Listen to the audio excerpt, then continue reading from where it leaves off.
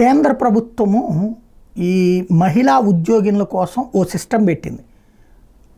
వాళ్ళు ఎందుకంటే ఇప్పుడు మహిళా ఉద్యోగులు వీళ్ళు ఏం చేస్తున్నారంటే పిల్లల్ని కన్నం తగ్గించేస్తున్నారు. ఎందుకని?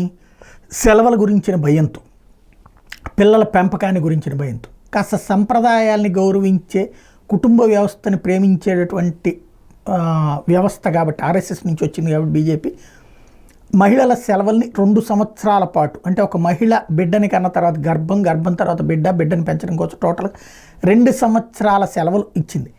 ఇప్పుడు అలాంటిది అంటే ఉద్యోగినులకి సంరక్షణ, పిల్లల సంరక్షణ సెలవులు అంటారనమాట. ఇప్పుడు అలాంటి సెలవులు